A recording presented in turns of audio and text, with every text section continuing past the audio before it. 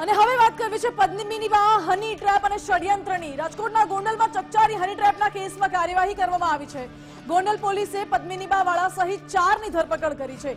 મુખ્ય આરોપી તેજલ છૈયા હજુ પણ પોલીસ પકડથી દૂર, જ્યારે પદ્મિની બા, સત્યજીતસિંહ, શ્યામ રાયચુરા અને હિરેન દેવળિયાની ધરપકડ કરવામાં આવી હતી। ગોંડલના રમેશ અમરેલિયાને ફસાવીને લાખો રૂપિયાની માંગ કરવામાં આવી તેવો આરોપ લાગ્યો હતો પદ્મિની બા અને અન્ય લોકો ઉપર। જોકે ફરિયાદી અને આરોપીની વાતચીતના રેકોર્ડિંગ પણ વાયરલ થયા હતા।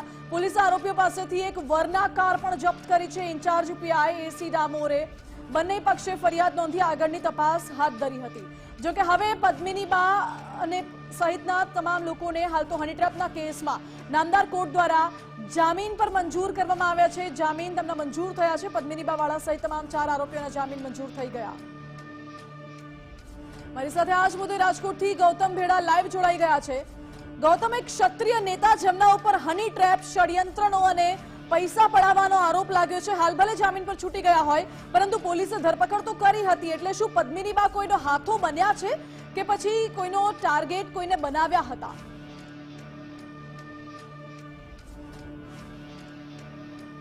જે ચોક્કસ ક્ષત્રિય આંદોલન વખતે જે સક્રિય ભૂમિકામાં હતા પદ્મિની બા વાળા, તેમને લઈને ભૂતકાળમાં અનેક વિવાદો આવી ચૂક્યા છે। ઘર કંકાસથી લઈને અનેક મુદ્દાઓને લઈને તેમના દ્વારા જે વિવાદો છે તે થયા છે। અને વધુ એક વિવાદ એટલા માટે સામે આવ્યો છે કેમ કે ગોંડલની અંદર એક 60 વર્ષના પ્રૌઢ છે, તેને હની ટ્રેપની અંદર ફસાવા બાબતની તેમની વિરુદ્ધ ફરિયાદ છે તે દાખલ કરવામાં આવી છે। જે મુખ્ય આરોપી છે તેજલ છૈયા, તે હજુ પોલીસ પકડથી દૂર છે। આ સિવાયના જે 4 જેટલા આરોપીઓ છે તેની પોલીસે ધરપકડ કરી હતી। પદ્મિની બા સહિત કુલ 4 આરોપીની પોલીસે ધરપકડ કરી હતી ગઈકાલે, અને આજે નામદાર કોર્ટની અંદર ગોંડલ ખાતે આ તમામને રજૂ કરવામાં આવ્યા હતા કે જ્યાં તેમના જામીન છે તે મંજૂર કરવામાં આવ્યા છે। પરંતુ સવાલ હજુ પણ એ જ છે કે શા માટે આ પ્રકારે ફરિયાદ દાખલ કરવામાં આવે? અત્યારે જે આખો મામલો છે તેમાં સામસામી ફરિયાદ કરવામાં આવી છે। બીજી બાજુ જે તેજલ છૈયા છે તેમના દ્વારા પણ છેડતીની ફરિયાદ છે તે દાખલ કરવામાં આવી છે અને સામસામી ક્રોસ ફરિયાદ છે તે દાખલ કરવામાં આવી છે। પરંતુ સવાલ એ છે કે ક્ષત્રિય આંદોલન વખતથી ચર્ચામાં આવેલા ને એક સક્રિય ભૂમિકામાં ગણાતા એક મહિલા નેતા છે પદ્મિની બા વાળા, તેને લઈને હવે ફરી એક વખત વિવાદ સર્જાયો છે। જી ઓકે ગૌતમ, આભાર આપનો। એટલે પદ્મિની બાને લઈને ફરી એકવાર વિવાદ સર્જાયો છે। પદ્મિની બા હાથો બન્યા છે કે પછી હાથો બનાવ્યો છે કોઈને, એ સવાલ ઉઠી રહ્યો છે। તેમના ઉપર આક્ષેપ છે હની ટ્રેપનો।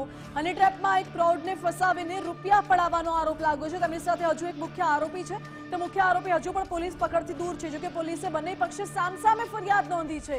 મુખ્ય આરોપીએ એવી ફરિયાદ નોંધાવી છે, છેડતી કરવામાં આવે છે, એટલે ફરિયાદી વિરુદ્ધ છેડતીની ફરિયાદ નોંધાવી છે અને ફરિયાદીએ હની ટ્રેપની ફરિયાદ નોંધાવી છે।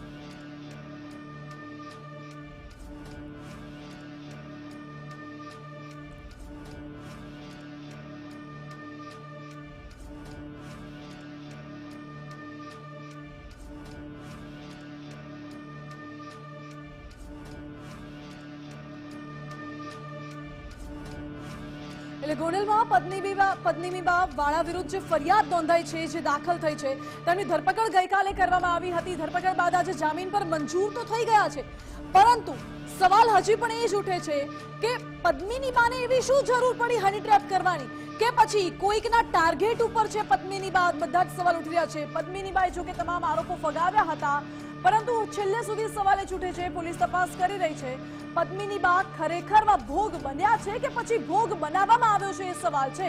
એ તો તપાસ બાદ જ સ્પષ્ટ થશે। આ સાથે જ સીધું અને સતમાં અત્યારે બસ આટલું જ। આવા જ મુદ્દાઓ સાથે ફરી મળીશું, ત્યાં સુધી આપ જોતા રહો ગુજરાત।